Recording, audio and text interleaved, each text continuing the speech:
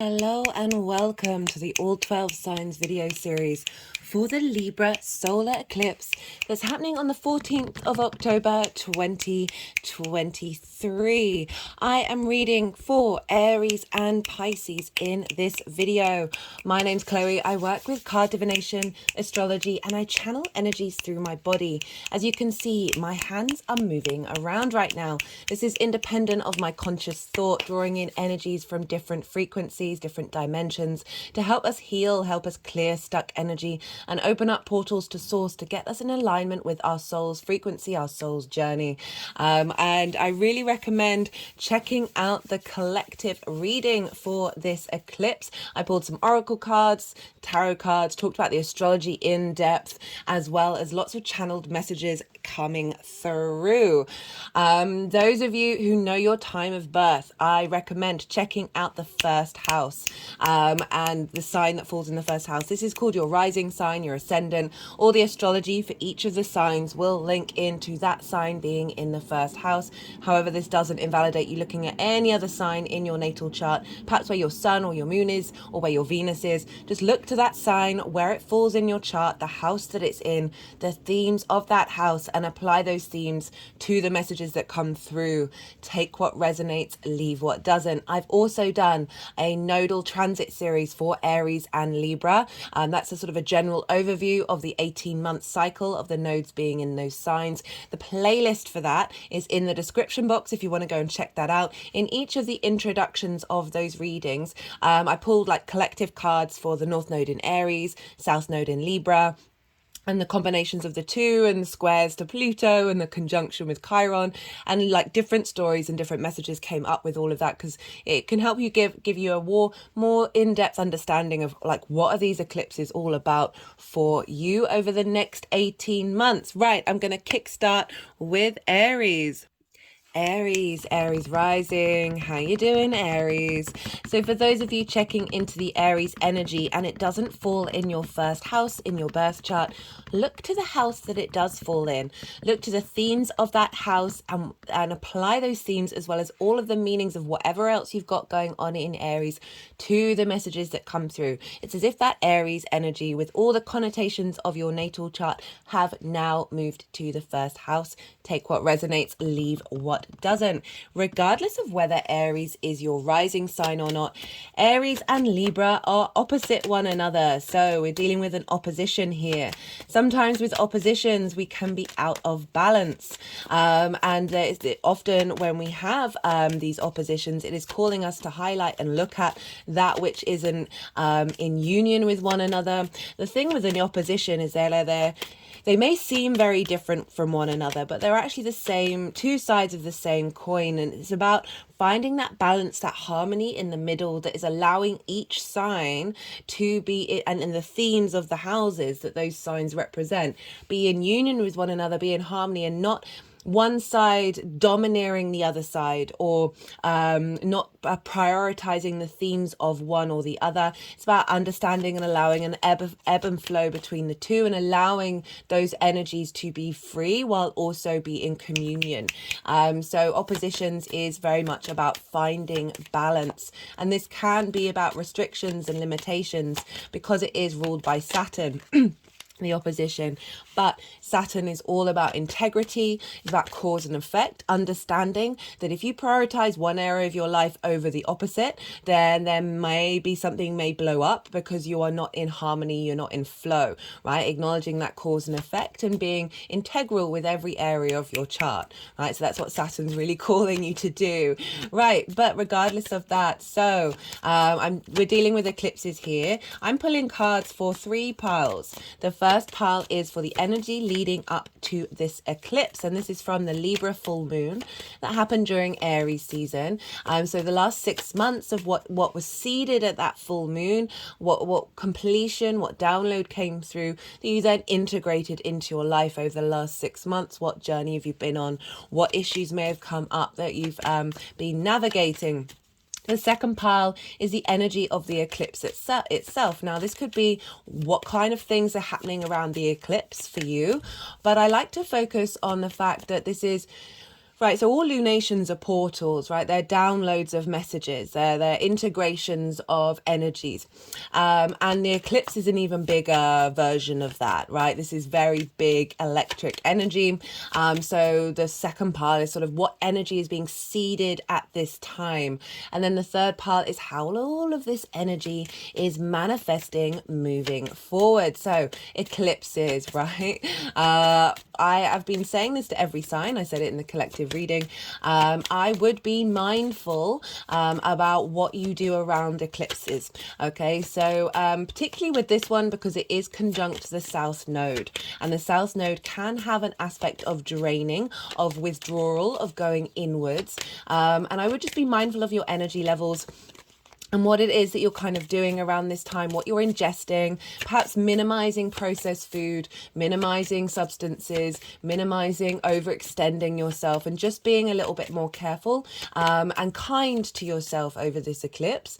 It's been pretty powerful, which I'll talk about in a second, but I've seen it across the board in the collective, socially, with people that I've interacted with myself, and it's just generally there's a sense of a lot of release that's happening with this eclipse. It's a new moon, so that's the other thing that I would suggest is with eclipses it is suggested not to do much manifestation, if any, work around this time, because eclipses are very, very powerful portals. They are the universe realigning, or not necessarily even realigning, but creating situations that are helping us along on our soul's journey. Okay, and these can come quite left field, right? So they can come out of the blue. They can be a thing that may feel quite dramatic at the time, but actually in hindsight you'll then realize, oh no, if that hadn't happened, that wouldn't have happened, and then that wouldn't have happened, and that's got me in alignment.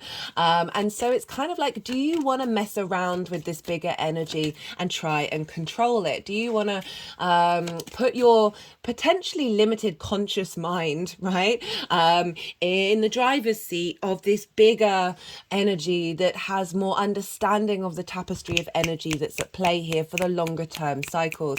So it's kind of suggested to just to sit back and see what happens. Go with the flow, go with your instinct, go with your intuition, but it's not about controlling anything. It's not about setting limitations around this eclipse energy. And so I say these things, all my recommendations are always said with the caveat of, we're the universe manifested in individual form. You know what's best for you.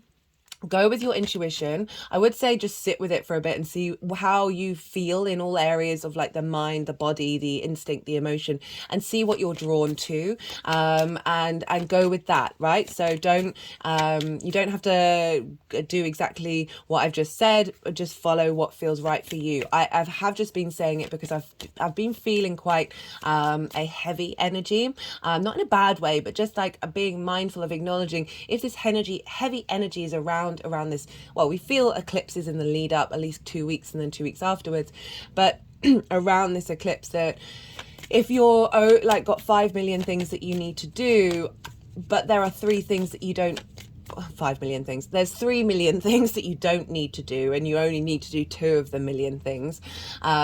Maybe have a sit and think about that. I would also say the eclipse energy tends to be things that happen to you. It's not necessarily things that you cultivate and kickstart through planning. It may be something that instinctively you're drawn to do on the day or around that time that just feels a little bit out of the blue, but you're like compelled to do it, right? And this can also be people, things happening to you, events happening to you as well, offers to go do something that you might just get a little spider sense, little sixth sense activation of, okay, this feels like the right thing to engage in. Right. So I say all of that, you know, as I said, do what's right for you, but I just want to be mindful because, as I said, this is conjunct the South Node. Now, the South Node is called the tail of the dragon. The North Node is the head of the dragon. The head of the dragon is what we're hungry for, what we're striving for. It can kind of feel a little out of reach, but it's in this lifetime, it's what we're compelled and pulled towards. And that hunger, right, that eating, that consuming of the head of the dragon, well, what happens on the other side? side of the digestive system, well, that's the releasing of toxins. That's the releasing of that which we do not need, right? And the South Node can very much be about that. But I like to focus more on transmutation of energy rather than letting go, right? So there can be an element of purge and releasing and letting go with the South Node, but that's in order to utilize that energy for something else. That energy is going towards something else. It's not just disappearing. So it's about cultivating a stronger depth of understanding of why something may be leaving your life, whatever that may be, whether that's by choice or by the outside surroundings, and realizing that that's going to be opening up space for that energy to create in a different way.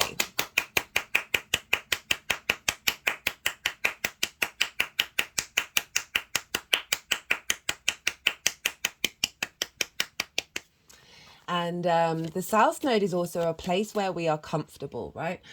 So wherever the South Node is in your natal chart, this is something that's more familiar to you. This is past life stuff that we've really harnessed and honed in. So, and often the human species tends to stick with what we're comfortable with. And so wherever the South Node is, there's an alignment with that. You just fall into ease with it. So rather than just allowing just that to be easy, the South Node is really calling you to get a bit more esoteric, get a bit deep, refine that area of your life and really master it.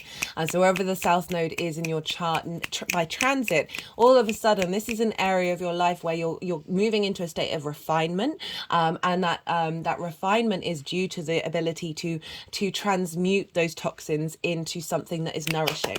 Okay, but it can feel going inward. There can be a sort of a heaviness, a weight, a drain, especially with the actual eclipse energy itself, not necessarily the transit in general. Overall, all depends on you and your chart. So I would just say be a little bit mindful of overextending your energy. And so we've got this in for Aries rising. We have this in your 7th house.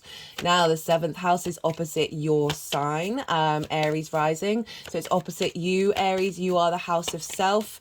Your rising sign is the house of self. This is how you embody your sun or your moon in your actions and your deeds. This is the lens in which your sun or your moon operates in the outside world. And it's often how other people may see you, because they're not, in that internal cognitive or unconscious emotional space that you're aware of. And so this is your body, your appearance, your character, and your vitality. And so this is another reason why I might say just be a little bit more mindful of your energy, because depending on where your ascendant falls in your chart or what other planets you've got in Aries, this lunation by sign is generally opposite it, but it might be by degree, and that might be calling you to focus a little bit more on your energy levels when it comes to this drain that might be happening with this eclipse over in the 7th house. And what does the 7th house represent? Well, that is intimate partnership, right? So this is often traditionally linked into marriage, as sort of more long-term committed relationships, but that can be not just romantic, but also your nearest and dearest friends, the ones who you've been close to, who are really intimate with you, and know you very deeply, and you know them. This can also be business partners that are very important in your life, as well as one-to-one clients. It's very much that intimate dynamic of the one-to-one engagement, and having the South Node moving through. So about 5 cards wanted to come out of the deck, and I put them back, and this one was at the top. I should have mentioned it, but this is so we've got this South Node eclipse, this new moon. So you're instigating a new cycle. You may have events happen in the lead up to this eclipse, around the eclipse, afterwards. Sometimes it can be in 6 months time or a year, where you're like, oh, that's what's happened, because it might not necessarily be linked into you. It might be that it's something that's happened to a person or an opportunity that doesn't come into full force until later on. Like, other things need to fall into place, but it's still part of the tapestry that's happening at the time. It just might not affect you. But this is in an angular house. Angular houses are 1st, 4th, 7th, and 10th. These are the pivot points of your natal chart. They act as the sort of foundational structure for the rest of the chart to then move around. So this is a pretty powerful transit in general. You know, Aries, if you haven't watched the nodal transit series, I do recommend it. The playlist is in the description box. As I said in the introduction, this is sort of, I pulled cards for each sign that was sort of giving the overall theme of the next 18 months with the nodes being in these signs. And so you might want to go look at that. In each introduction is I pulled collective cards for sort of the North Node in Aries, that's in your sign, South Node in Libra, sort of overall themes and understandings like the square with Pluto and the conjunction with Chiron that's going to happen at the beginning of next year for you Aries. That could potentially be very significant. I mean, it's significant for all of us, and yes, for Aries it will be even more so, because that's happening in your sign. So you might want to go check that out as well. So what was I saying? Right, the 7th house, we have this refinement of relationships and activating a new dynamic coming in. So as I said, that's not just like long-term intimate relationships. This is also, as I said, that business and that friendship relationship. And with Libra, one of the major themes that came up in the nodal cycle series was moving away from people pleasing, moving away from prioritizing everybody else's needs over your own, like that sense of sacrifice that Libra can go through, and sort of re-navigating that. And one of the major themes that came up in the collective reading was this eclipse is helping bring in new narratives around our sort of very tribal instinct to fit in and to conform. Libra is the social air sign. It wants everyone to sort of feel good about themselves. It wants everybody, there's a sense of diplomacy, right? So there's a finding consensus. And so a lot of our social interactions can be based off of this survival need of fear of being kicked out of the tribe. And so we do that. And so in order to not be kicked out of the tribe, we conform and break away against what our soul's instincts may be trying to call to us. And this dichotomy that we have between the North Node in Aries and the South Node in Libra is finding balance between the individual, the spark of who you are, right? That Aries energy, very independent, very confident in themselves, with that Libra energy of, well, we've still got to interact with society, and we still got to have a sense of balance with that, and a sense of finding peace and appreciation of interacting as an individual in a social group, right? So this new moon feels like it's bringing in new narratives. And why do I say narratives? Well, so for me, the higher vibrational level of Libra is the social warrior. Libra wants everyone to have a space at the table, right? And it's also very good because it's when you think about the tarot, right? Justice is the tarot card.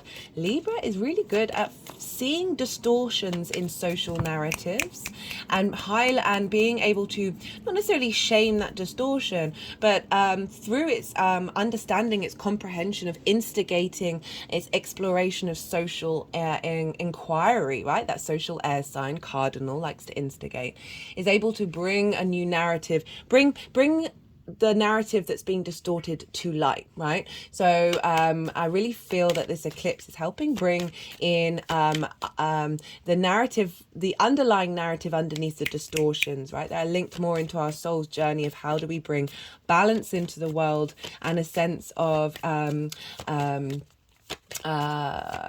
of clarity when it comes to how we should interact socially that isn't based on a fear or a scarcity mindset, as I said, of being kicked out of the tribe. So what does this relate to in the 7th house? Well, this is, as I said, an instigating a leveling up of your relationship dynamics with intimate people, right? And so this could mean a new relationship coming into your life, especially with the South Node. This can often be somebody coming into your life that's from a past life that you're very familiar with. This is also can be elevating whatever committed, intimate relationships you have.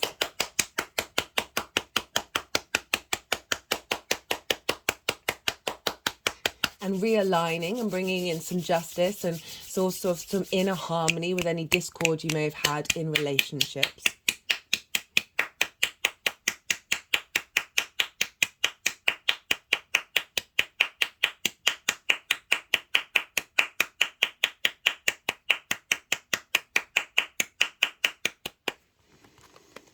Sorry, I'm just allowing, like, the energies have been a little bit more playful with the energy work that they want to do to help transmute these messages through on a subtle energetic level. And because we're dealing with eclipse energy, I have been just sort of letting that roll rather than sort of trying to cut it short. So do bear with me when that's happening, and I try and not talk while the clapping's going on, because I appreciate you might not be able, it might be difficult to hear and follow while that's happening. I'm super aware of that.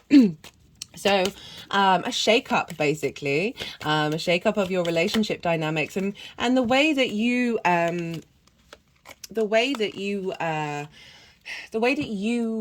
think about those relationships.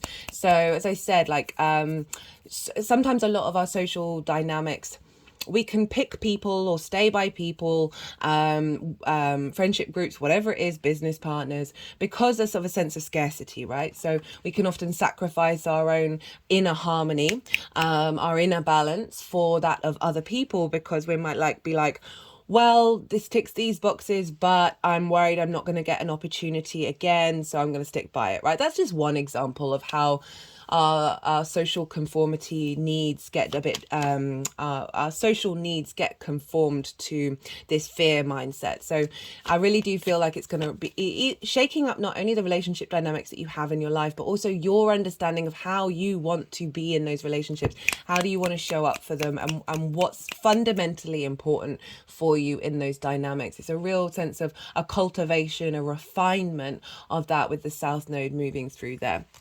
And we've also, let's look to where Venus is, because Venus is ruling this moon, obviously, because this is Libra, and Venus is over in Virgo, which for you is, excuse me one second, sorry about that.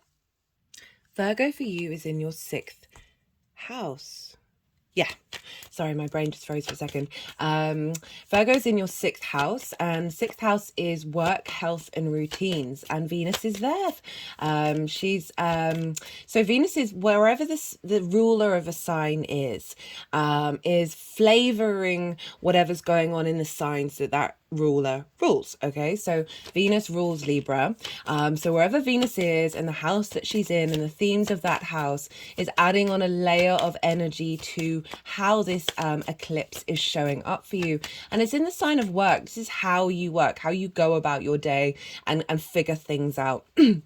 And put in that work ethic. It's also how you cultivate routines and health. And the first thing that came to mind when I was thinking about this eclipse for you, Aries, is Venus is making sure that your relationships work for you. Okay, work is a very important part of our existence. It's not a bad thing. It's a wonderful thing that helps fulfill us and gives us nourishment. And Venus is helping make sure that those relationship dynamics that are coming in are in alignment with the way that you work, are in alignment with you in being healthy, right? That's so important. So many of our relationship dynamics can be that of one of codependency or prioritizing the other people or whatever it is, where we're out of balance and we're not necessarily looking after ourselves. The fact that Venus is here in the 6th house is really acknowledging that that's shifting. If you've got any of those tendencies within you, even if they're very, very subtle, and you know, we're all on different vibrational frequencies of these sorts of bigger social constructs that are around, and so this is really helping bring in new dynamics that, as I say, that are helping facilitate the way that you work, like are in co-partnership with that, right? Rather than say people in your life that take you away from the right work. As I said, work's really important, and making sure that you've got each other's back, right? And this can also apply to business partners. It might be like a new business partner's coming in to help facilitate the way that your business flows, or more clients coming in that really appreciate the modality in which you work, right? This can come up in many different ways. Meeting friends in a working environment that then become like very supportive. You're in a not a codependent relationship, but a co-supportive, co-nourishing relationship with some intimate friends. It's really establishing a stronger bond that isn't just based on a certain one area of your life. It's facilitating something that's really quite fundamental to us all, is how do we, like, your health and the things that you do on a regular basis. So it could be that you meet somebody at work, or you meet somebody when you're going about your routines. This could be like a health routines, whatever that is for you, however that shows up. This could be that somebody comes in through your life that way, right? That's just a narrow example of what might show up during an eclipse in the seventh house, because it is about those one-to-one relationships. It's also your one-to-one relationship with spirit as well. Definitely for me anyway, it's what I've seen in my own practice, of a new refinement and realignment of that dynamic that helps you really connect more deeply with source, and finding balance between that as well, that is helping facilitate the way that you work through this world, the way that you create, like you figure the world out because of this deeper understanding that you have with source.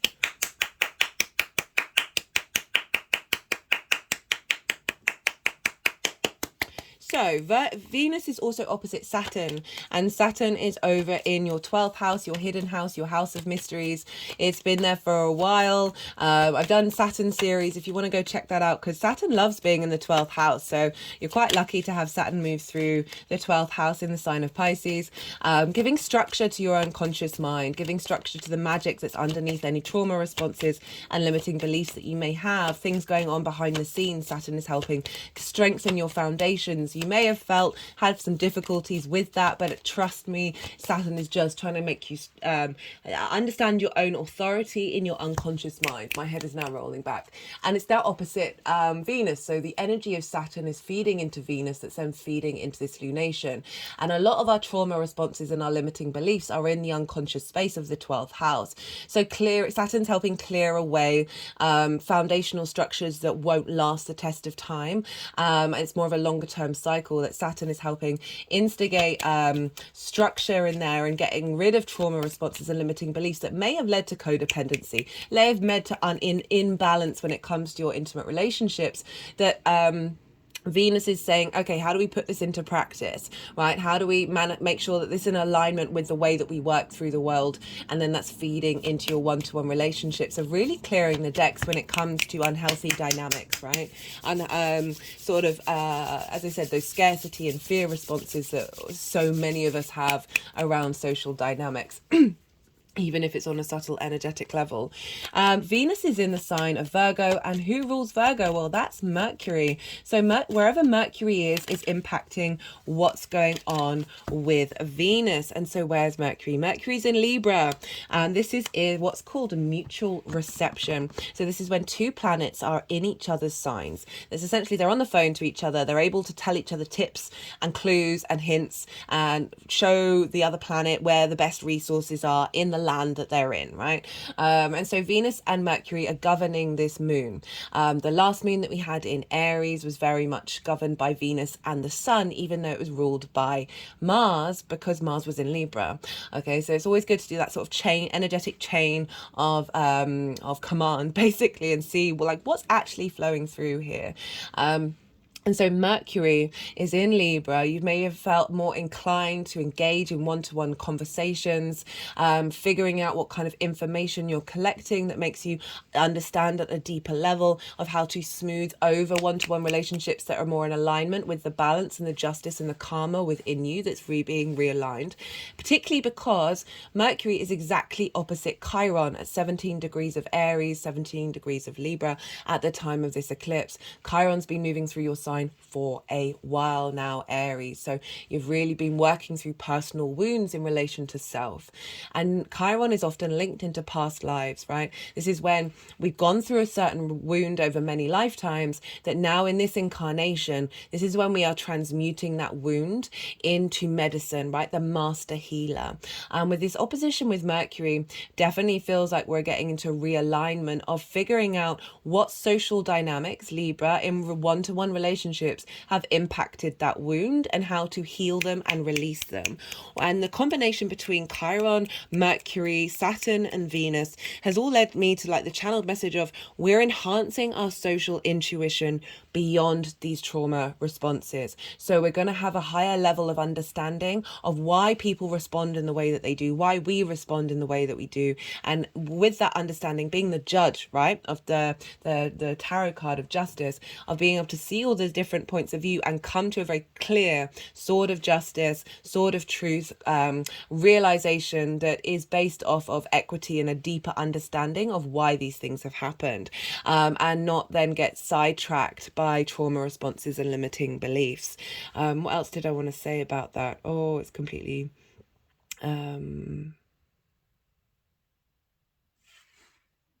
so something had popped into my head, but it's completely gone. We've also got this square with Pluto, and Pluto is in your 10th house of career, life purpose. Life purpose, most importantly, it doesn't have to be career. Career can just help you get to your life purpose. This is about this recognition. This can be often fame, of being valued. Bosses, this kind of thing. But I really wanted to tie that in with the fact that Pluto's now went direct on either the 10th or the 11th, or the 9th or the 10th of September, and that was it. It's just, that's jogged my memory, of we've all been going right. Words. Last weekend around the 7th, Venus had left her retrograde cycle. And at the time the moon was in Cancer, so the moon was squaring Libra, the south node in Libra with Mars, squaring the north node in Aries, and opposite Pluto. We saw a lot in the collective. I don't know if you're checking out the news, but it's the main thing in the news right now. The moon often links into the people. Pluto can be power and authority, and I bore witness to lots of heated discussions that were going on over that weekend across the board, both like witnessing it and the people that I've spoken to. Also had my own little heated discussion with the energies that I channel, and it was really off the bat of that Aries full moon that happened in your sign. And if you haven't seen that, go check out the collective reading, because I talk about fear and transmutation of our understanding of the narrative around fear, because that realignment of narratives of the sun being in Libra and finding a smoother way of being able to express it. That because of that full moon and that download of a different understanding of fear, and the lead up to this eclipse, right? So when the moon was in Cancer, this is sort of the release point before heading into that eclipse. It was squaring that eclipse energy that's coming forward. And now we're in the balsamic moon.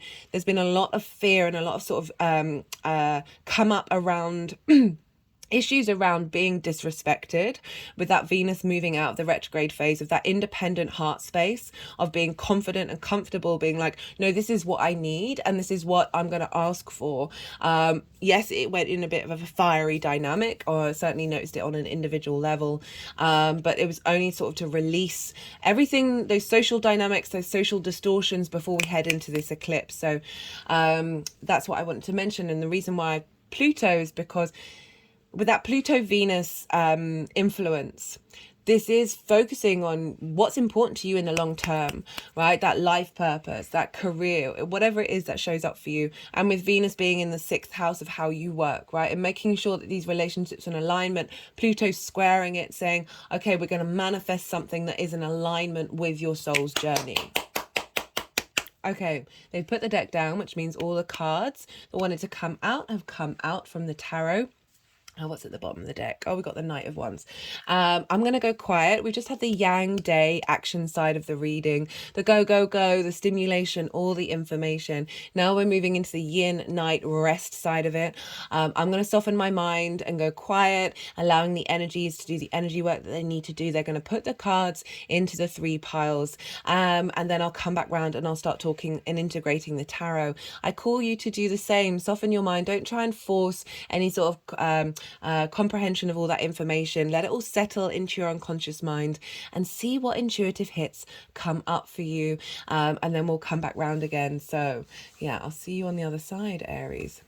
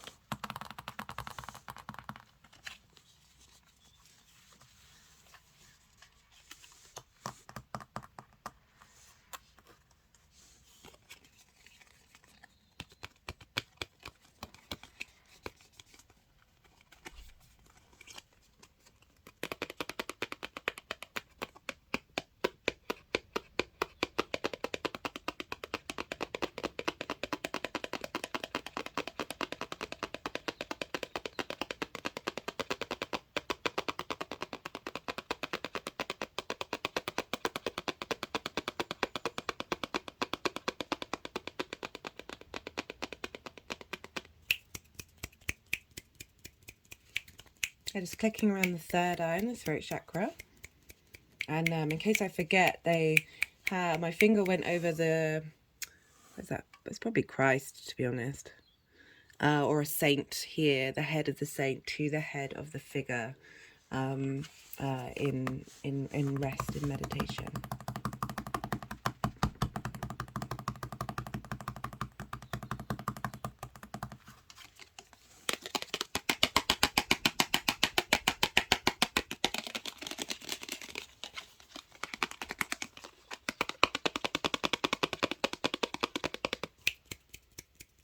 And again at the third eye, and again at the throat.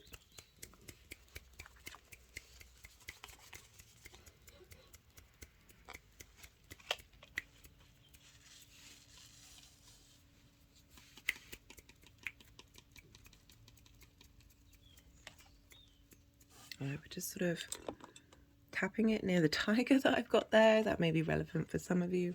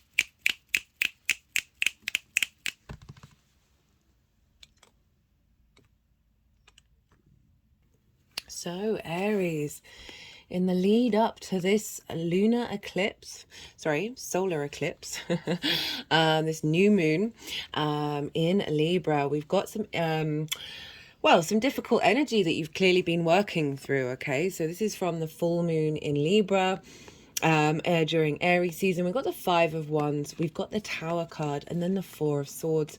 Very interestingly, we're sort of starting on the Four of Swords and ending on the Four of Wands over there. So we've got duplicates.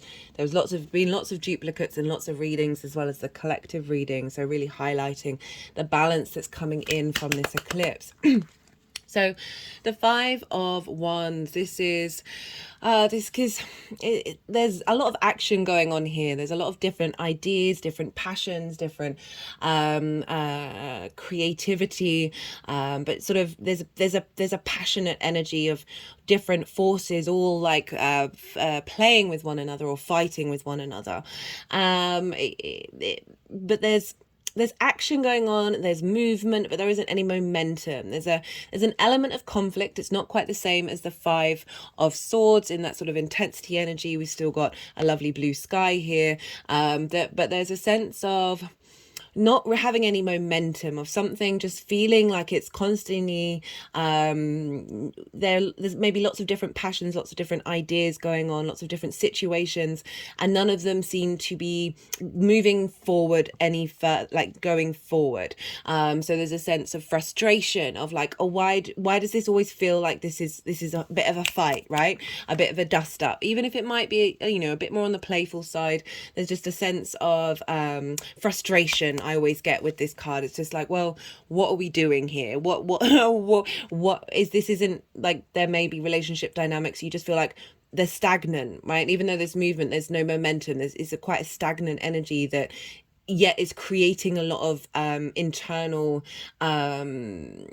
frustration around expression of passion. Right? And passion doesn't just have to be linked into intimate relationships. That can be passion at work, right? Say you've got a business partner and you've got conflicting ideas and you never seem to get to the table and be able to find any diplomacy, right? Yeah, and there's also that frustration. Or with friends, it's just there's one thing after another, and I just no party is getting anything out of it other than just a continual conflict energy. We've also got the Tower, right? So this is Mars's card. Mars is one of your rulers, Aries rising, and the Tower is, I love the Tower card. It can seem really dramatic. I mean, it does look really dramatic, but it's a liberation card, right? It's right, you see here at the top we've got this lightning bolt and it's sort of knocking a crown off.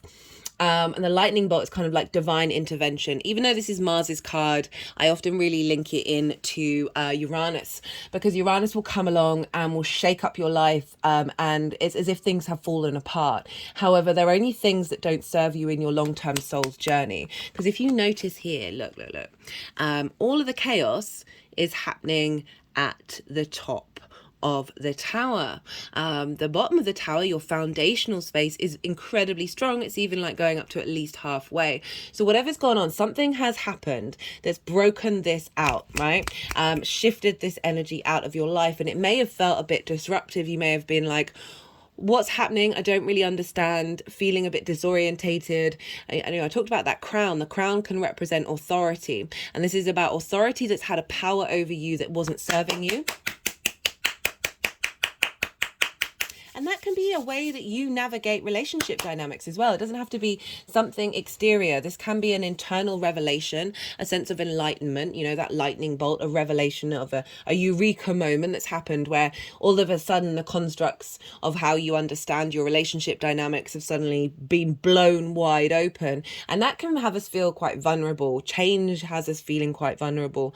But it is saying that something's happened that's been kind of dramatic, that's meant perhaps that people have left your life, and that may have been a bit disruptive, but this is all something that's worked out. It will be working out both not only in your favor but those other people as well. Remember that that when two souls aren't in alignment, or their soul contracts are up, it's best for everyone involved for that to sort of fade away. What else did I want to say about this? No, I think that's it. We've got it with the Four of Swords, which I really like. So it's saying, yes, there's been conflict. Yes, there's been a really difficult situation, but you've been navigating this with a sense of peace, okay?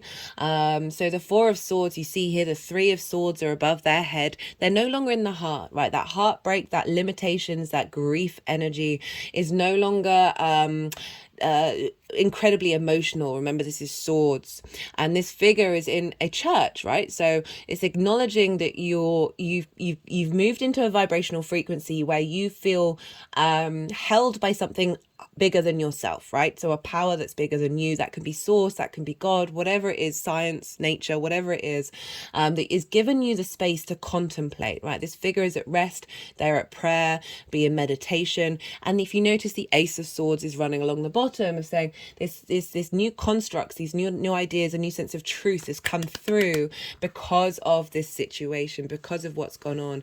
And if you remember, I said that the energy work that they were doing with the cards was drawing in the energy from this saint, from Jesus, whoever it may be, can't quite figure out from the iconology.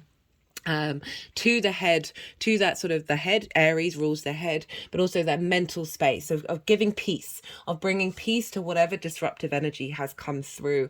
And as I said, it might not even be that hugely disruptive. It may just be you recontemplating what it is that you want from one-to-one relationships, or through a relationship, not necessarily working, friend, intimate partner, business partner, your relationship with source as well. Remember, I mentioned that may have felt a bit conflicting, that you're not quite getting anywhere, that something's come along and disrupted that, in order to get you to a space of being able to meditate and be like, what do I truly need? What's really at the root of me? Where is my inner truth in relation to what's just happened?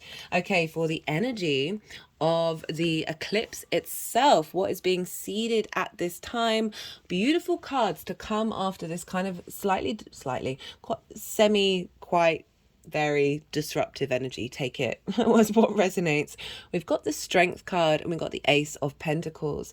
I love the Strength card. This is the Leo card. Venus has just come out of Leo. You have Leo in your 5th house of your creation energy, right? Often linked into the pleasure principle of romance, of short-term dating.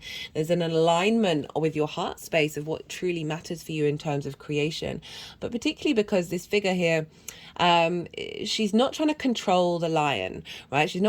It's not about dominance. This is, even though one figure is higher than the other, it's not about that kind of hierarchy. The lion is allowing this figure to tend to it, and this figure is in receptivity of the lion's energy, right? We've got our instinctive, animal, primal, passionate energy, along with our cognitive higher mind. If you see here, this figure has the infinity symbol above their head. The only other card to have that you have in the manifestation energy leading forward, and that is the Magician. So there's a sense of balance here.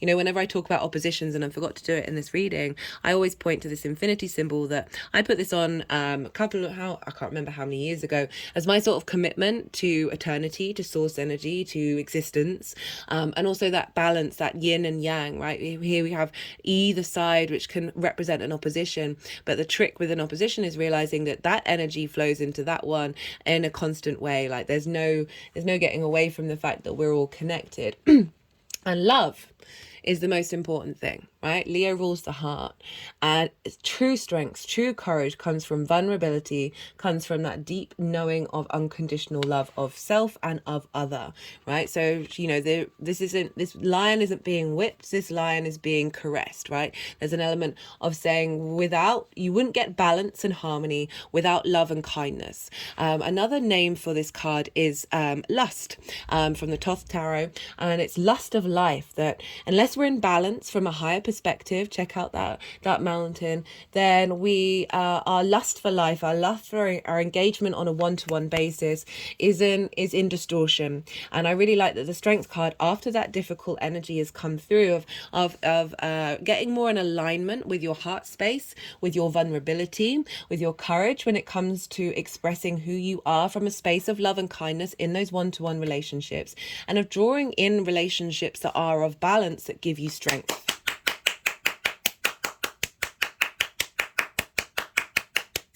And it's come with the Ace of Pentacles. Now we're dealing with a lot of earth energy. We've got Venus in Virgo and we've got Pluto in Capricorn. So it's really highlighting that message that I was saying about these relationships need to be in alignment with the way that you work and with your life purpose. Essentially, it's as simple as that.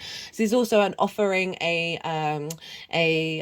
offering from the universe of a new way of embodying this experience, that love and kindness in your day-to-day, in your physical realm, right? Again, we've got another mountain here in the background. around. So we've got two mountains, mountains through the portal. I call this card the New Earth card because it is about an alignment of 5D perspective in the 3D material plane. It's not about, we've got that high mountains representing that higher perspective and the abundance, right, of the earthly plane, right? It's not about negating that. So I really like that we've got this harmony coming in, and with that we've got an offering of a realignment with your physical realm, of how you feel in that, rather than, you know, the Tower card. This is saying renewal is coming in, whether that's an opportunity around work, as I said, a business partner, new clients, one-to-one clients coming in, as well as people who support your material realm, right, in a healthy way.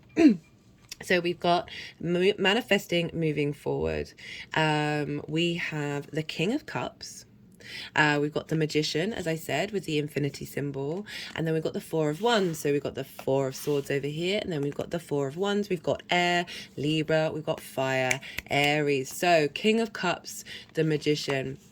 Great combination to have of how this is all manifesting moving forward, because these are kind of there's not much action in this energy, right? It's instilling a foundational space that you then create from, and that's what's showing up from these cards moving forward. We've got the King of Cups. The King of Cups is emotionally mature. You see here, this figure is on a very, well, basically it's on essentially the bed of the not the bed of the ocean. The ocean is, there's big waves, there's like a storm going on. There's a sea monster and a ship, so it's as if the sea monster might be going to attack the ship. And the King of Cups isn't bothered.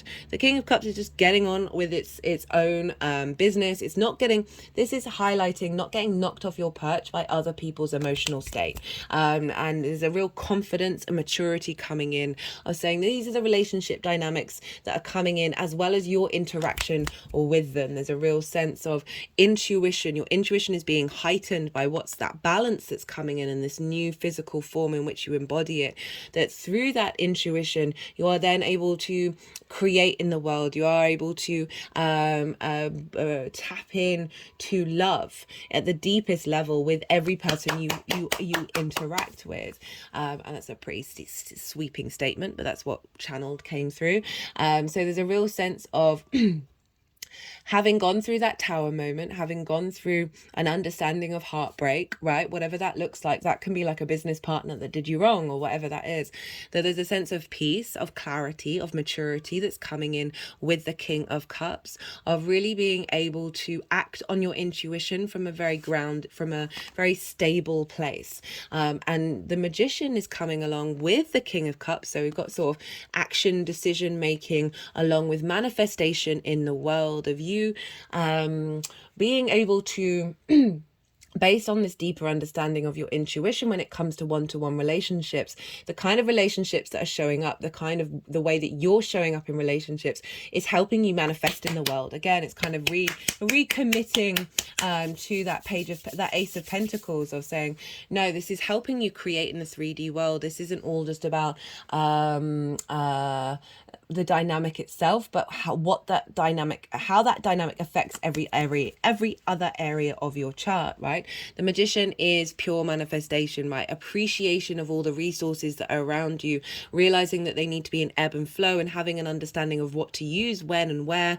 Also potentially very much being the Magician in relationship dynamics, being able to co-create with other people and manifest into the world. There's a sort of not necessarily the performer, I don't know why that word came out, but the element of this, this is Mercury, so there's a playfulness coming in, this desire to create, to build in the world, that is helping bring in manifestation. And we've got it with the Four of Wands. Now, the Four of Wands often marks a milestone in your life, right? This can often be linked into marriage. So for some of you, that may be the case. But it's definitely more that having put in the time and commitment, right? So this is linked into the harvest. These people are now, having done all the hard work, they're now celebrating. There's a sense of rejoicing, of coming together. You know, we've got two twos. It's this balancing of unions come in. There's a sense of stability around your passion, your drive, your creativity that is in union with your one-to-one relationships. your mind is in union, there's a stability there, and your passions are in union. There's definitely a sense of balance here and a sense of celebration of this new dynamic that's coming in, that this is about collaboration as well, right? So it's about working with like-minded people and celebrating with that. Again, that can be your clients, that can be business partners, friendships, romantic relationships, however that's showing up. But there is a sense of celebration that is here with the Four of Wands but it is also acknowledging dedication as well and commitment. That it with that South Node that's going to be there for a while, that is about refinement. That is often about putting in the hard work in order to create something new and find more depth with it. But I really like how we've got the other side of that. We've got a lovely bit of celebration coming up, as well as big manifestation energy from emotional control. Right, let's see what clarifiers want to come up for you, Aries. This is the first tarot. This is major arcana, keyword cards, question cards, and statement cards. All of the decks are in the description box if any of them take your fancy. So let's see what clarifiers, what other messages want to come through. For Aries, we've got soul family, soul identity. So the more you're in alignment with your identity of self, the more you can interact with people on a one-to-one basis in a healthy way. Again, your relationship with spirit as well, coming through an alignment with that relationship that helps create intimacy that feels like family, right? For some of you, that may be about starting a family or bringing in your soul family that help you collaborate not only in the physical world, right? That work ethic, that life purpose, but also on an emotional level, and that doesn't have to be romantic, but definitely with this rediscovery of self, which you've got the North Node over in Aries, and the refinement of those relationships. I think this card may have come up in the reading that I did for you in the nodal transit series, potentially with that South Node being in your 7th house. It can very much be people turning up in your life who you've been on many rodeos, you've been on the rodeo with many times, and now you're getting to a point where you've all done the healing that you've needed to do to a certain level, and now it's about what are we building, what are we creating. Right, the harvest takes a while. The harvest takes a year, takes a lot of effort, but the satisfaction at the other side of it of what have you created. There's a massive town in the background. It's acknowledging community. It's acknowledging that we are individuals, but Libra energy of interacting socially, of bringing a social dynamic towards you on a one-to-one relationship, that you can build in those intimate relationships in a larger group.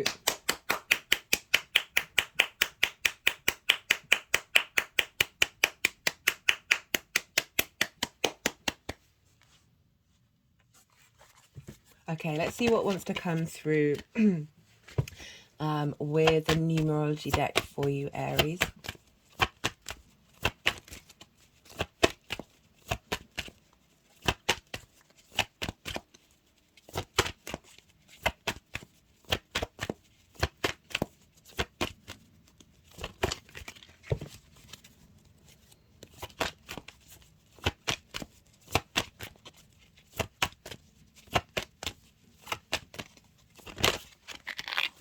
We've got healing. Yeah, I'm not surprised about that one. With the original cards that you have in the 3rd pile. And because of that healing that you've done, that mindful meditation, however that's shown up for you, is opened and freed up a lot of space for other things to come through. I'm going to pull one more just because that's at the back end of the story. So let's see what else wants to come out for you, Aries.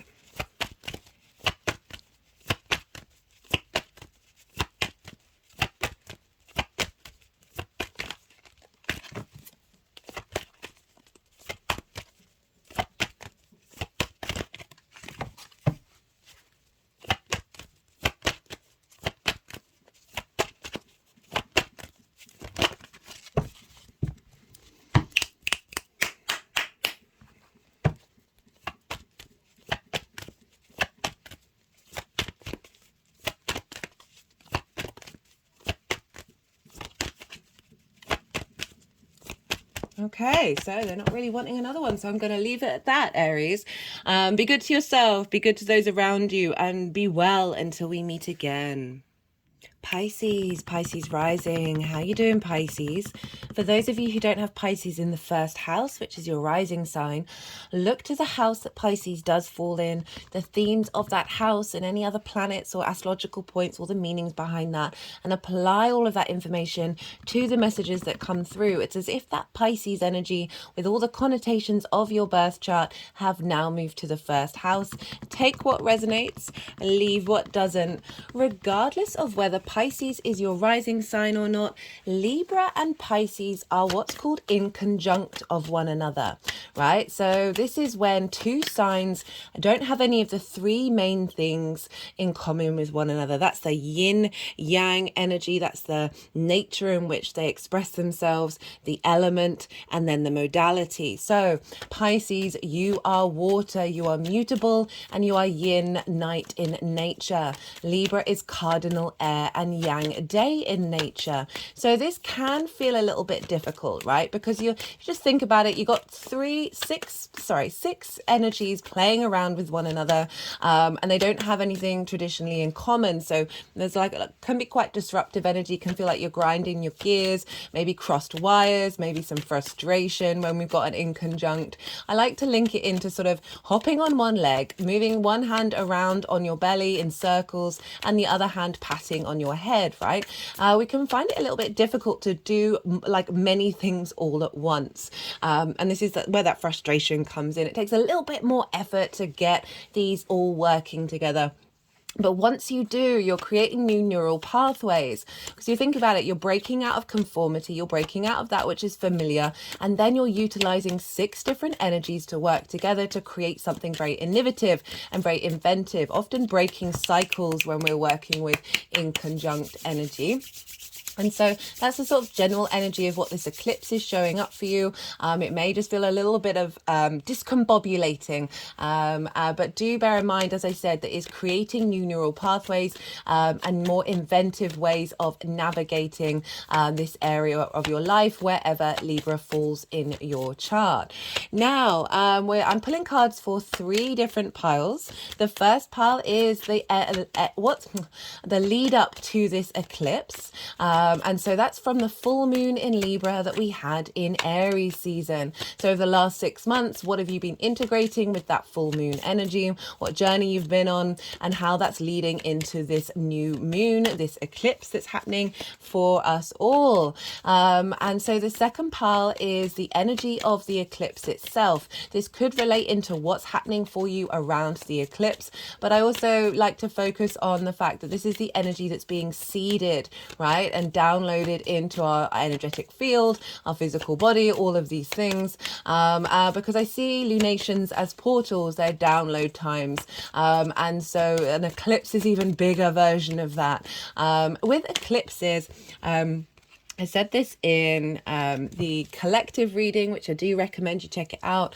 I pulled some oracle cards, tarot cards, talked about the astrology in way more depth. There's a lot more going on with this lunation than I'm going to have time to talk about in this reading, as well as some channeled messages. I've also done a nodal transit series for the Aries Libra axis nodal series for the next 18 months. And I've pulled cards for each of the signs, as sort of a general overall theme about what this eclipse cycle means for you.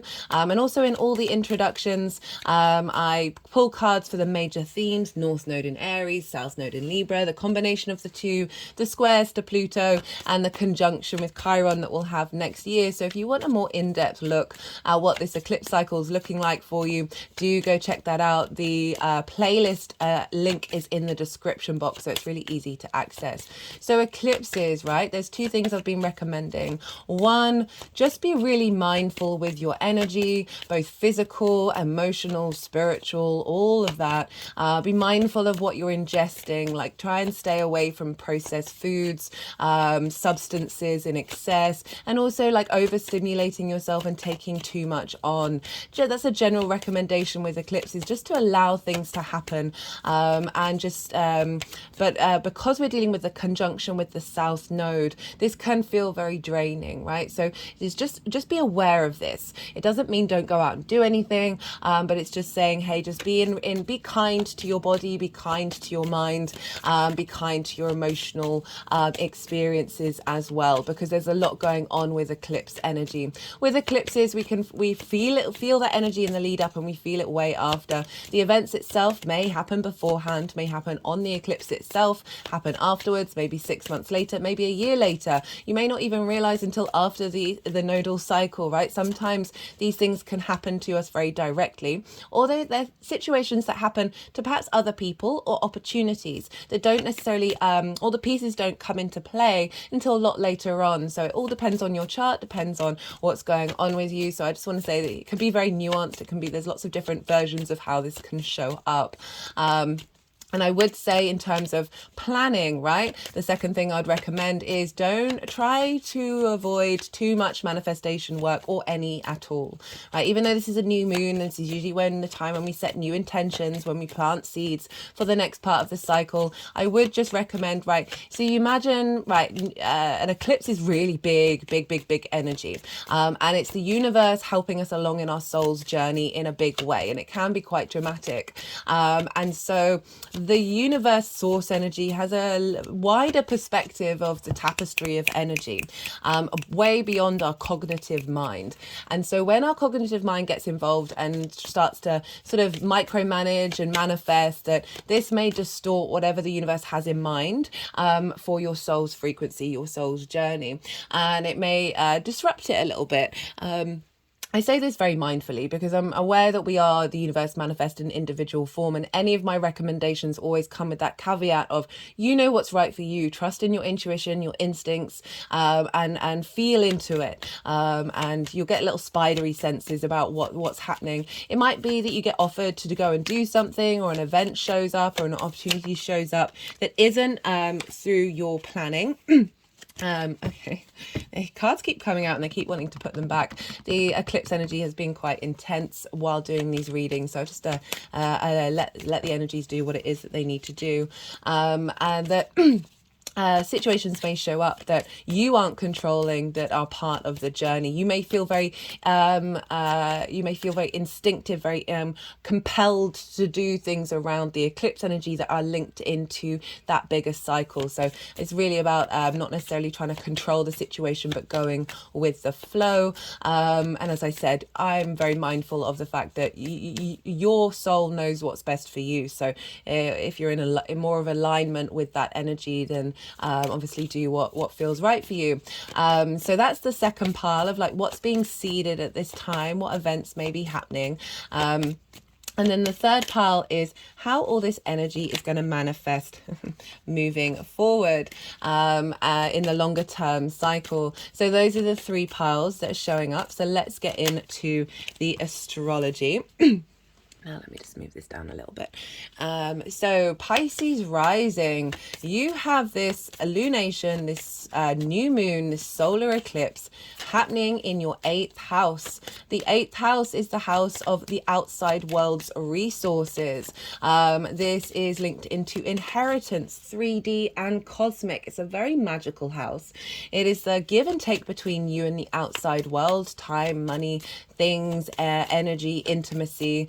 And it's that relationship dynamic, right? Can be a bit codependent, can be striving, can be thinking that you need things from the outside world in order to go and do and be what you want to be. And this is about getting that in alignment. You may give too much or take too much.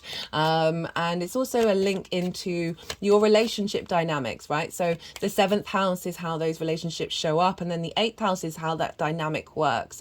And I also see the 7th house as your one-to-one relationship with spirit, with source. And then the 8th house, as I said, can be very magical. A lot of channelers have big placements in the 8th house because it's utilizing the resources of the universe. And it's also how you do that and how you go about that. And so it is about realigning your conversations with source, your relationship with source, as well as the cosmic inheritance that's coming in. It's linked into bigger money. So this is like taxes, loans, as I said, like bonuses that you may get from work, inheritance, those sorts of things. that is to do with sort of a bigger sort of chunk of money, more than sort of regular money, which is the second house, and of your resources. So it's also about transformation as well. So it's an intense house to have an eclipse in, because it is in conjunct your rising sign. So Pisces rising, this is how you embody your sun or your moon in your actions and your deeds. This is depending on if you've got a day or a night chart. This is often how other people see you, because they see those actions rather than sort of the cognitive mind of the sun or the emotional body of the moon, and it's the lens in which those celestial bodies exhibit themselves.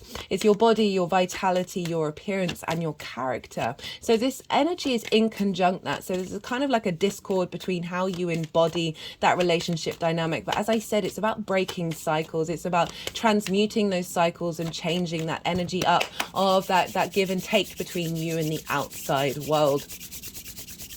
And it's a new moon, so it's a new beginning, big new beginnings, even bigger than an average new moon.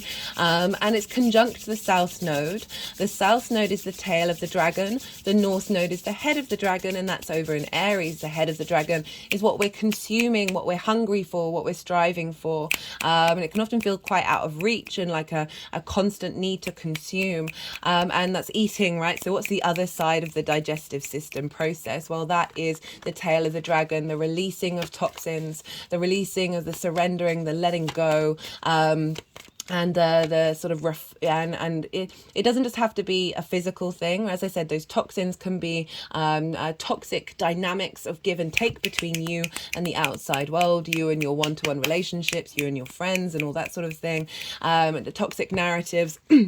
As well as just generally refining, right? Wherever the south node is a place that we're comfortable in. It's that link to our past lives that our souls have really refined. And because, you know, humans are creatures of habit, we can also take for granted that which we're comfortable with. And are really cool wherever the south node is. So even in your, that's where in your natal chart and then in transits, all of a sudden that area of your life, you're in a little more of alignment with, and that through that ability, rather than just sort of taking that for granted, is about seeking a deep refinement, finding depth in this area of your life that's more strengthening that foundation, strengthening that movement, right? The tail can help you move forward.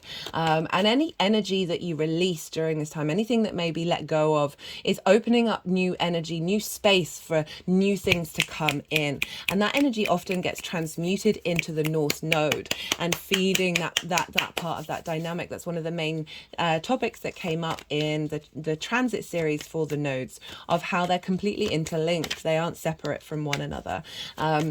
So the south node in the 8th house, with this eclipse happening. So a release of old habits, a release of old narratives around how you exchange with the outside world.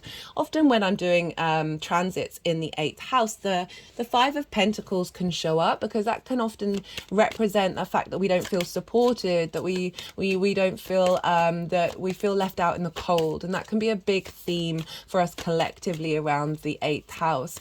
And it's about releasing those narratives, releasing those social dynamics that have perhaps seen you being a bit more of a people pleaser, and not necessarily prioritizing your needs over that of other people.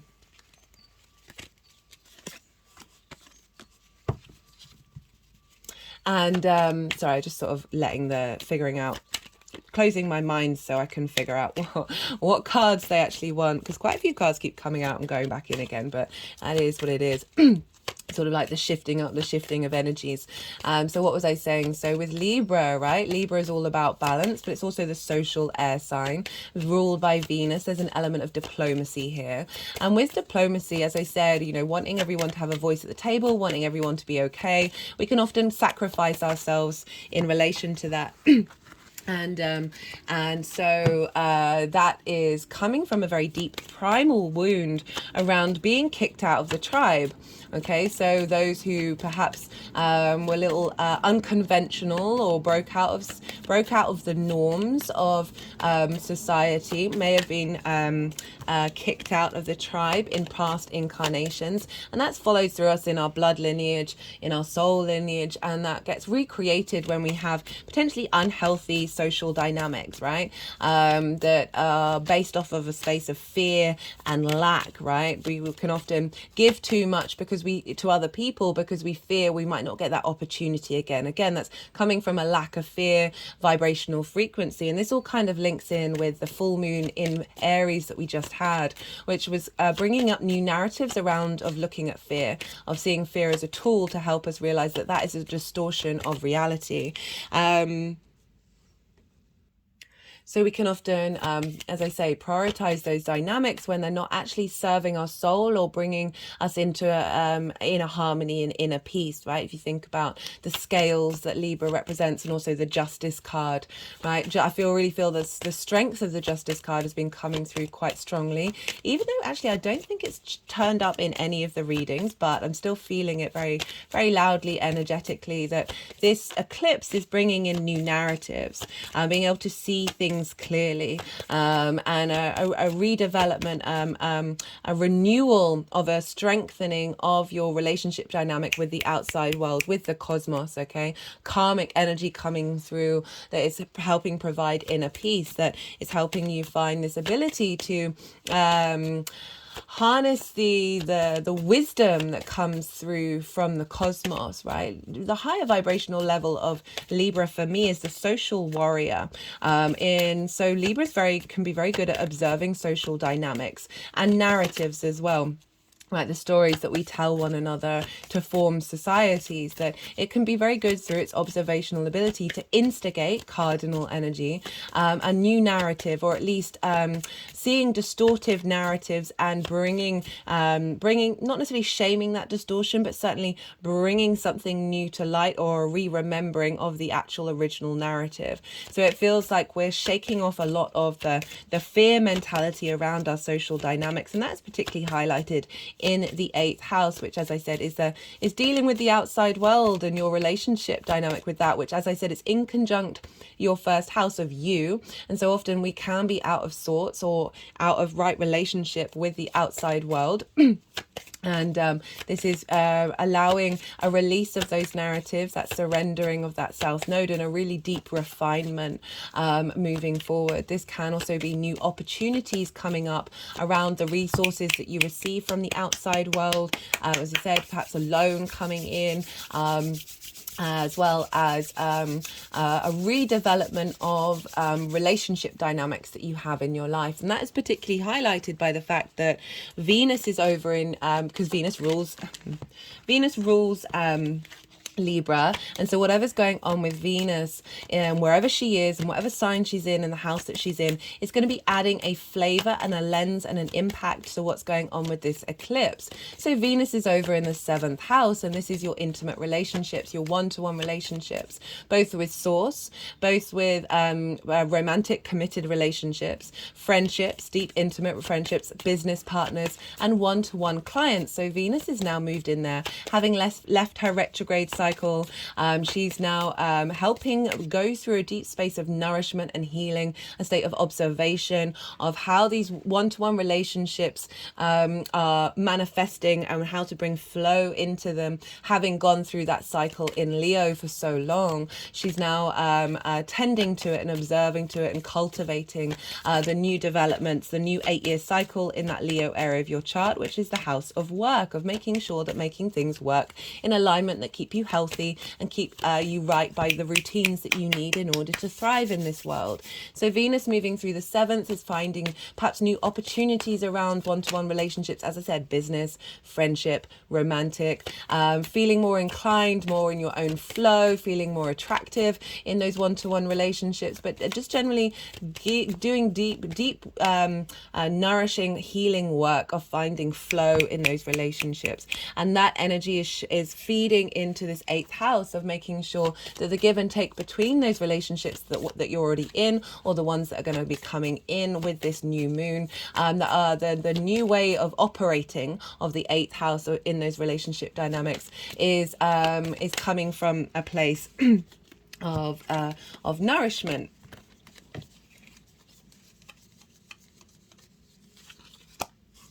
And of deep healing. And she's opposite Saturn, which is in your sign, Pisces. Saturn's been there for a little while now. It's going to be there for a while longer. Saturn is still retrograde. It will go direct on the 4th of November. So we're coming close to the end of this first retrograde of Saturn, and is opposite Venus. Now, this can help us get serious in relationships that are in alignment with the strengthening of foundations of self, Saturn moving through the first house. If you haven't checked out the Saturn transit series that I've done, I do recommend it because it, it is in a very pivotal house. It's in your first house, a reassessment of your own authority, your own sense of self, a strengthening of your own inner integrity that's feeding into Venus, is saying, how do we get this to show up in your one-to-one relationships? How do we find harmony, flow, and appreciation and value, Venus qualities, in the sign of Virgo, your 7th house?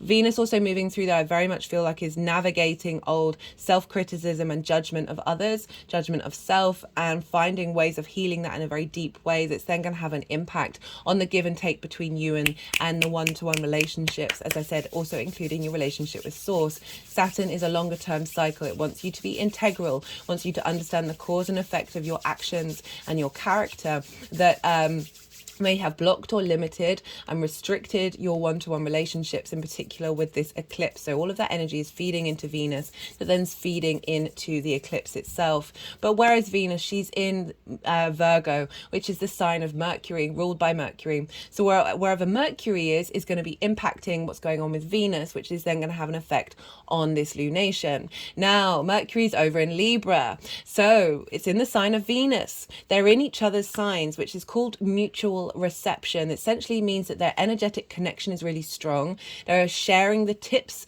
and resources of each other's lands with the narratives of each planet. So Venus is helping out Mercury, Mercury's helping out Venus, and they are both, there's a feedback loop here, so they are both sort of governing this new moon. The Aries full moon was actually governed by Venus and the Sun, even though it's ruled by Mars. Mars was in the sign of Libra and the Sun was in Libra, so there's a feedback loop between Venus and Leo. So that's just sort of, it's always good to follow back the energetic transfer to sort of get a flavor of what that moon or that eclipse is going to be like. And Mercury is over in Libra, helping you navigate and find clues, lots of synchronicities in the outside world whenever we have Mercury in the 8th house, of an understanding of how resources work and that give and take. So you're getting a lot of clarity. It's also the smooth talker, right? So it's opposite Chiron. So Mercury's opposite Chiron over in Aries, which is in your 2nd house of your values, right? How do you value yourself, your resources, working through the wounds around that and finding the medicine within them and being able to self-heal.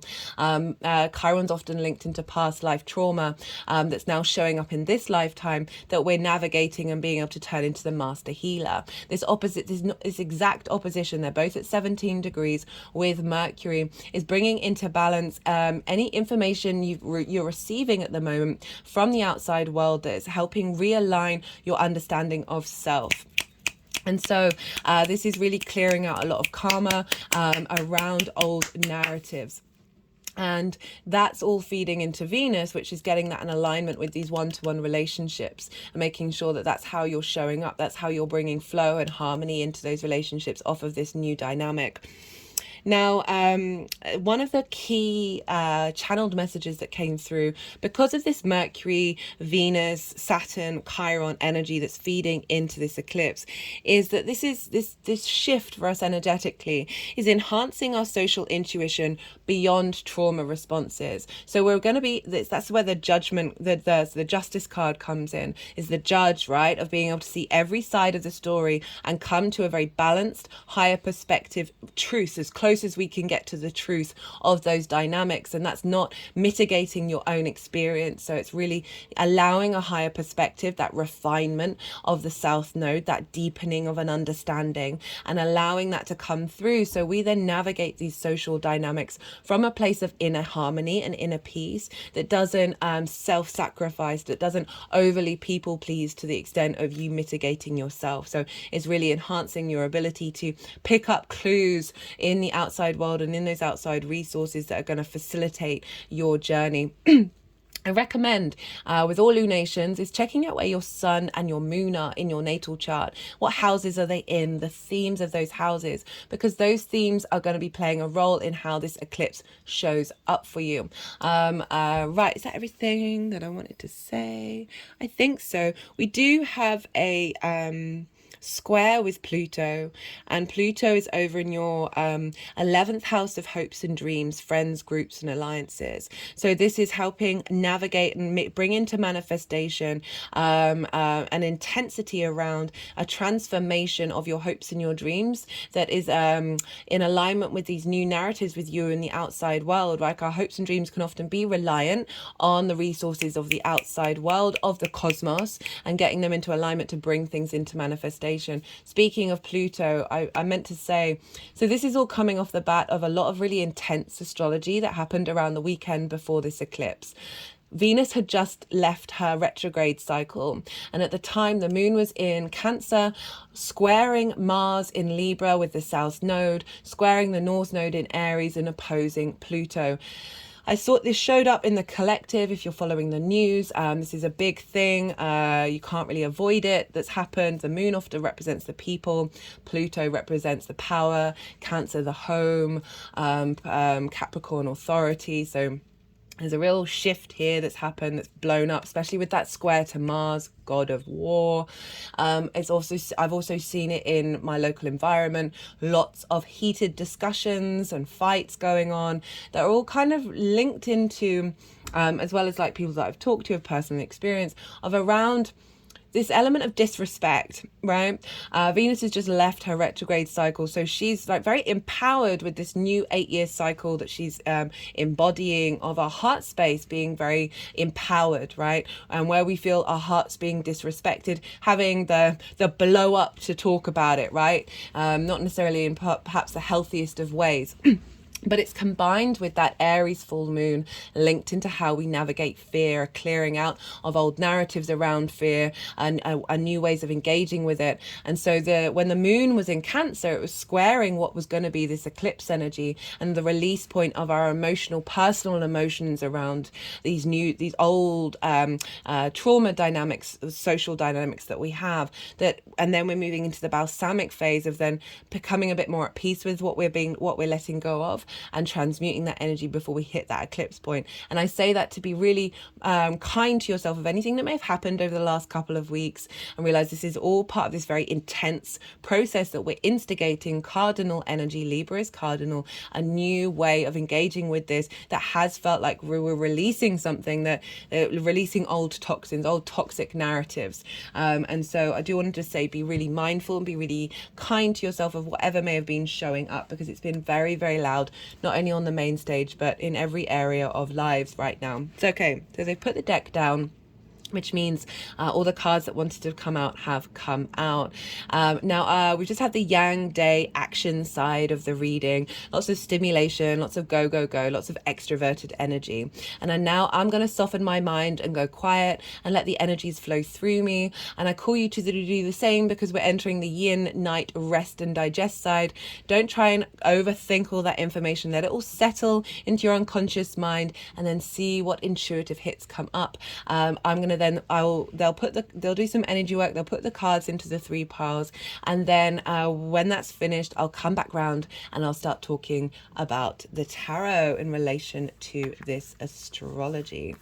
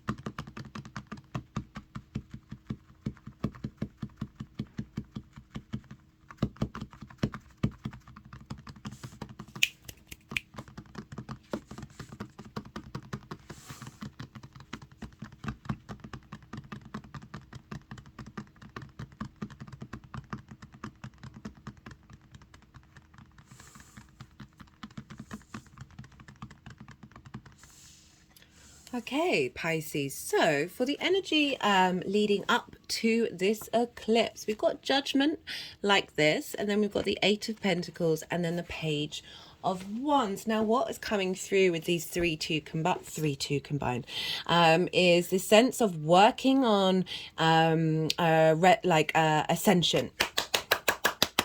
Okay, so the Judgment card, you see all these figures here. They're all grey, which represents wisdom. It's a raising up of a frequency of every part of yourself. So the angelic realms frequency, drawing you upwards with the higher perspective of the mountains. And it's in this position, which is saying it's not in reverse, but it's not upright. So you've been working on raising up your level of frequency in relation to your understanding of the give and take between you and the outside world. This can also be your relationship with spirit, right? Of your communion with spirit, of that give and take between you and the cosmos. And it's coming with the Eight of Pentacles, which is very much about refinement. Whistle while you work. I think of all the signs, I think you're the only one who hasn't had any like really quite difficult cards show up, Pisces. So that's quite interesting to witness.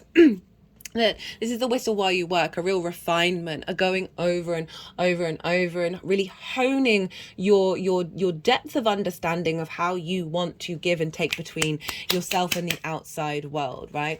There's also potentially this isn't quite mastery, this isn't apprenticeship either, but it's an acknowledgement that every day is a school day, and we're constantly in that sort of self-awareness, self-refinement of how to bring things into an alignment with your soul and get this upright, so there is that ascension. Because so often we can have ideas of mental ideas of what it is that we want to do in terms of that give and take, right? But it's not necessarily we're not necessarily applying it in practice. This is Pentacles, so it's that 3D realm. So the opportunities may have been coming up where you've been applying these ideas that you've been having about what it is that you need and what it is, how you want to be in that dynamic, that you're putting it into practice, and you know that it's taking time in order to really refine that frequency inside of you that then creates this sense of abundance.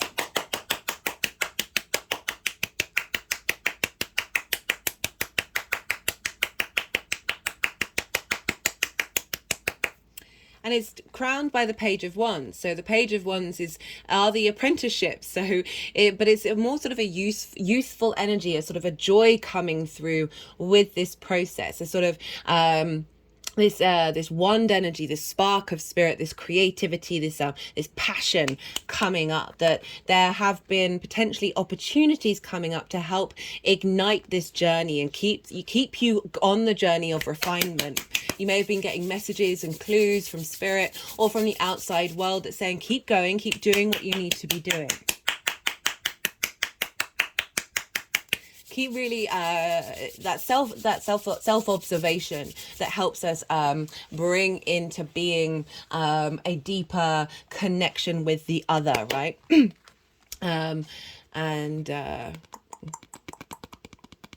Just putting the finger over the head, and the head is Aries, and so through this process you are understanding your own value, right? That second house of your resources, but most importantly how you value yourself, because the opposition is always entwined with one another, that this is instigating a new dynamic, right? But it's still a fresh one, a new one. It's not quite you haven't quite fully mastered it or fully come to a full embodiment of it, but there's an excitement there, there's a thrill there of engaging with this new understanding of how to share that creation force.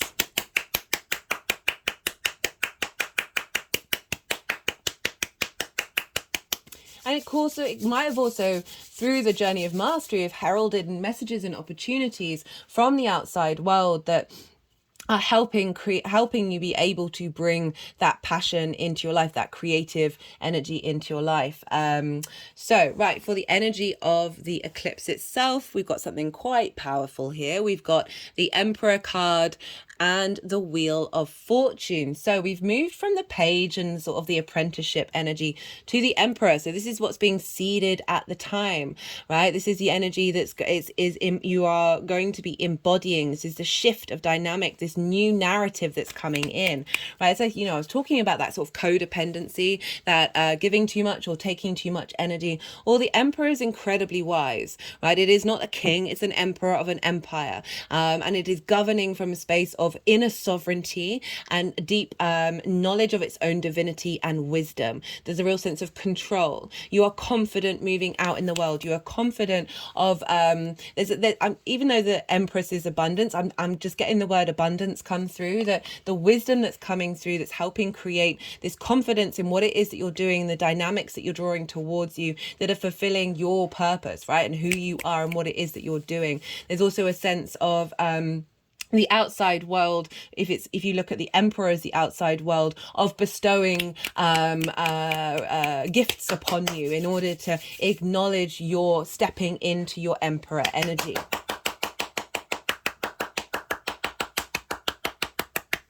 The Emperor isn't, it's not that the Emperor doesn't listen to other people, but this is an elder figure. They've gone on the cycles many times, and they are still able to govern their land with all the people being happy. Let's just imagine that and not look at the current dynamics of people in power, right? There's a sense of the wisdom that comes through from this, that were the right decisions to make in order to utilize the resources of the outside world, and also a confidence and in a sovereignty of the downloads that are coming in from source energy, right? Your cosmic inheritance is to embody your inner sovereignty, and through that through that engagement with the outside world, that inner sovereignty of you then ripples out into the collective, right? And it's with the Wheel of Fortune. Now, this is Jupiter's card, and Jupiter is one of your rulers, Pisces.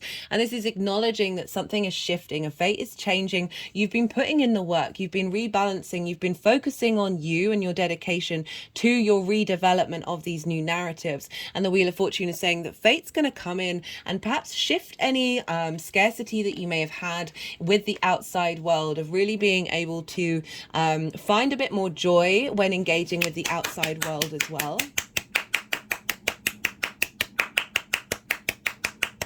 There's a sense of abundance and opportunities, lots more opportunities coming in from the outside world as well.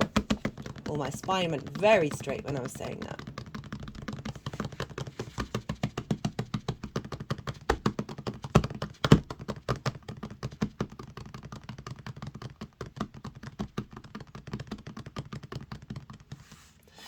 How is this manifesting moving forward? Well, what great cards to have with the give and take with the outside world, with your one-to-one relationships, with spirit, with whatever. We got the Three of Cups and we've got the Six of Wands. This is a beautiful combination.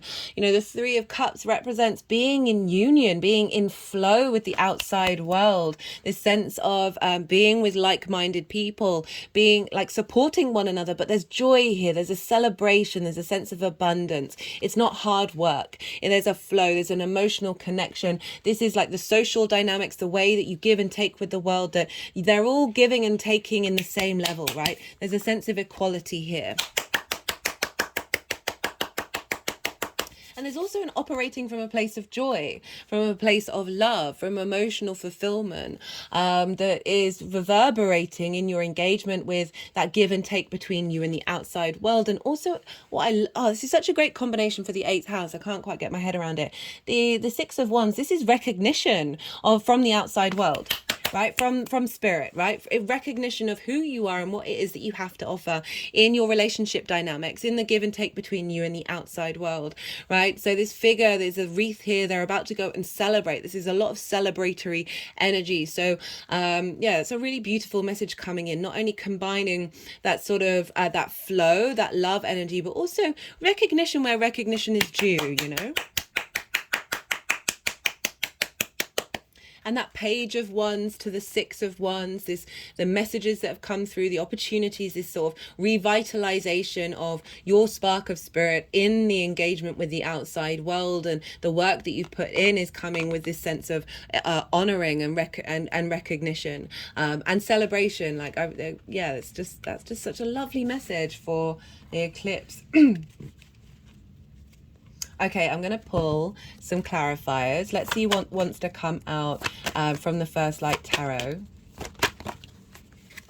This is a mixture of major arcana, keyword cards, statement cards, question cards.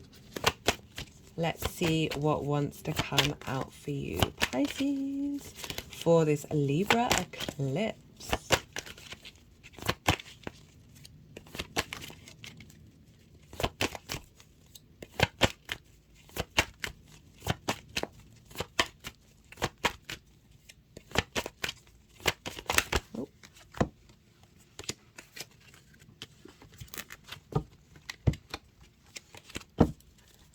Okay, that was the Lover's card. We'll see if that one wants to come out again. It was a bit of a, it winked at me, but it came out in a bit of a mess. So with lots of other cards. So I try and make sure that we get flippers in on this channel, just so it's crystal clear what's going on. I'm just so aware, like sometimes when I do my own readings for myself, they want to use the whole deck. So I try and be really mindful of that with these collective readings, of only going for like really clear flippers.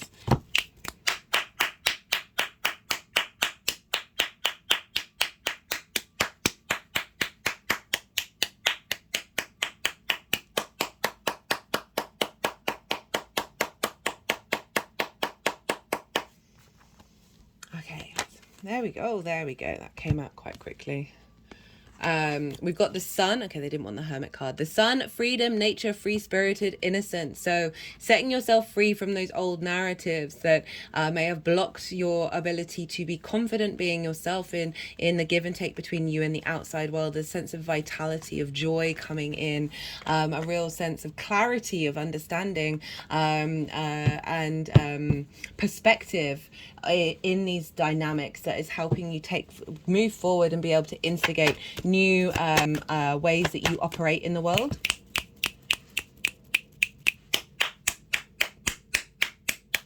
And not necessarily feeling, as I said, that like that Five of Pentacles that often comes up, that you look at those figures in that card, they're in rags, they've clearly been out in the cold and not supported for so long. And we got that free-spirited phrase on that Sun card of saying there's as I said, bringing in that joy with that dynamic with the outside world, that you're not limited by old trauma responses that have potentially impeded your ability to not, like, I don't know, the word resentment is coming into my head, but these cards are really saying that even if you felt that in the past, or may still feel that as an underlying feeling, that you've been dedicating time to elevate that, and the work's paying off. Okay, let's get a final card from the numerology deck for you, Pisces. Oh, we got two. Oh no, they didn't want that one. We got leadership. So that's leaning into the Emperor card, the knowing your place in the world, the seeing the strength of what you have to offer, and not necessarily getting deterred by what the outside world is giving you, that you're still able to keep taking the lead for your own soul's journey as well as like whatever area of however this may reflect in your life, of that sense of again confirming that wisdom of the Emperor, that sovereignty, that you can have. We can all be leaders in our own way, and it doesn't we're not invalidating anybody else's experience by embodying that sense of leadership of your own soul's frequency and your own journey. So I really love that as a final message coming through. That was a really nice reading, Pisces. I hope it resonated. If it did, don't forget to hit that like button. All interaction in the channel is greatly appreciated, as this is a growing channel and it helps with the algorithm. Be good to yourself, Pisces. Be good to those around you. And most importantly, be well until we meet again.